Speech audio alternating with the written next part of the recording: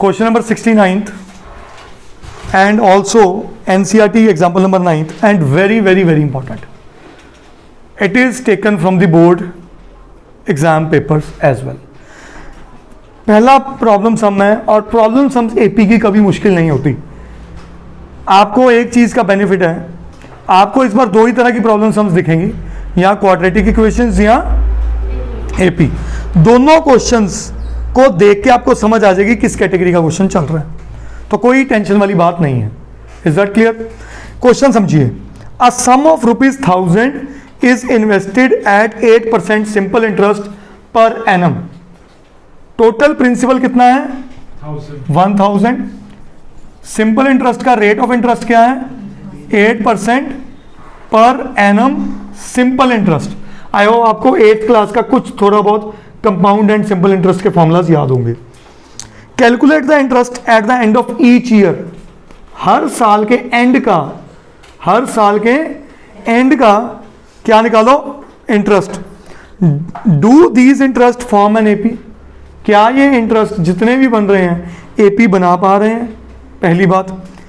If so find the interest at the end of 30 years making use of this fact. कितने years के बाद? 30 years. ध्यान से समझना.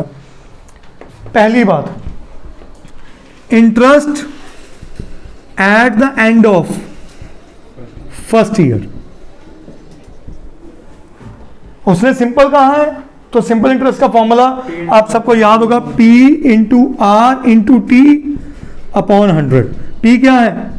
1000. R क्या है? 8.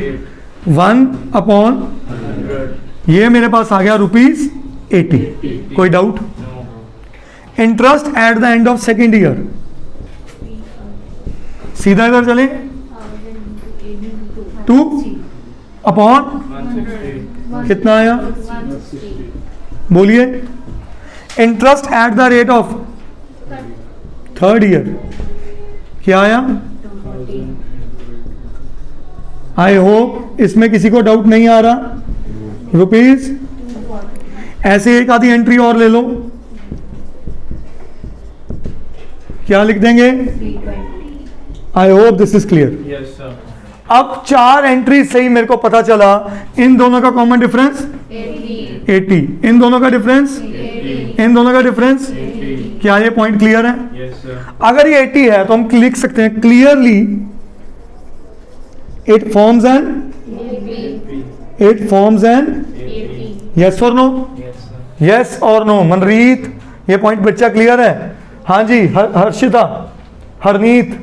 अब वो क्या कह रहा है कि अगर ये एपी है, इफ सो अगर है, find the interest at the end of 30 years.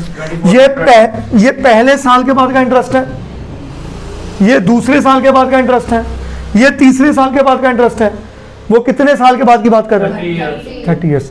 तो interest at the end of 30 years is equal to A30. चलेगा कि नहीं चलेगा?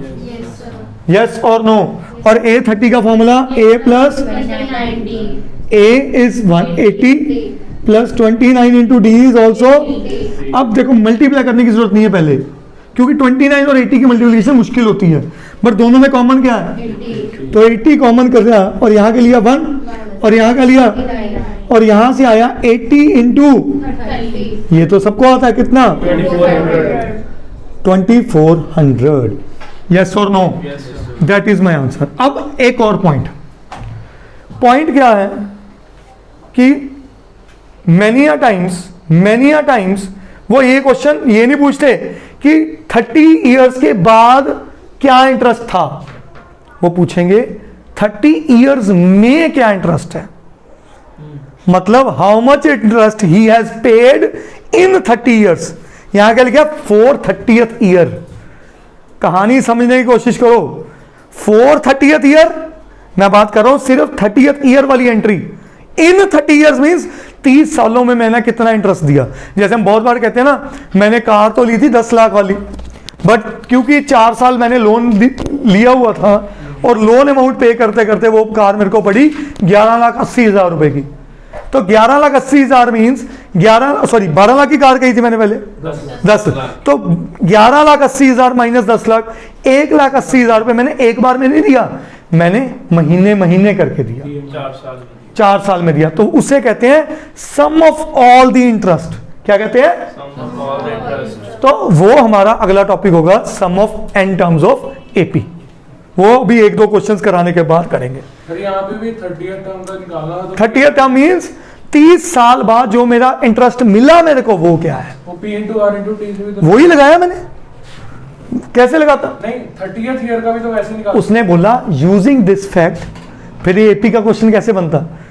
मैं AP का फॉर्मूला लगाना है। बट ऑब्वियस, अंडरस्टूड, क्लियर है, करिए नोट।